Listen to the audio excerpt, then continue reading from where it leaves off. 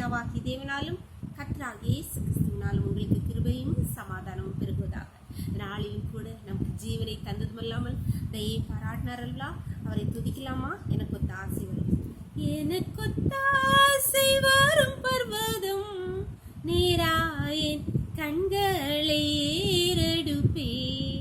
எனக்கு ஒத்த ஆசை வரும் பர்வதம் நீராயன் கண்களை ஏறெடுப்பே.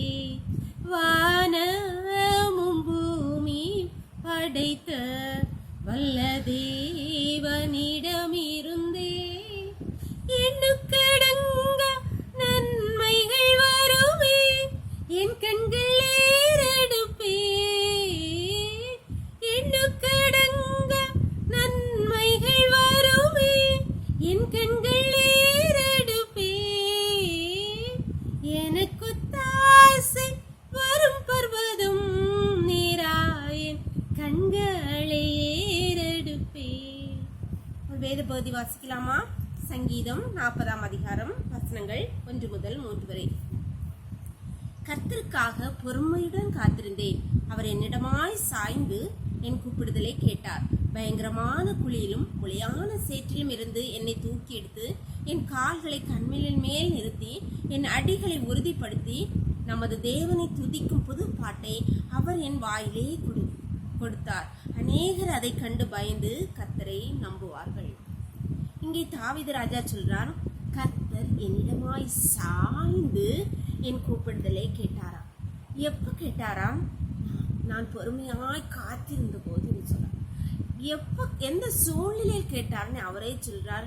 பயங்கரமான குழியிலும் முளையான சேற்றிலும் இருந்து கூப்பிட்ட போது என்ன கேட்டார். இதே போல சூழ்நிலையிலே பயங்கரமான குழியிலும் முளையான சேற்றிலும் பலவீனங்கள், கஷ்டங்கள், பாடுகள் மத்தியிலிருந்து யாராவது கர்த்தரை நோக்கி கூப்பிடுறீங்களா?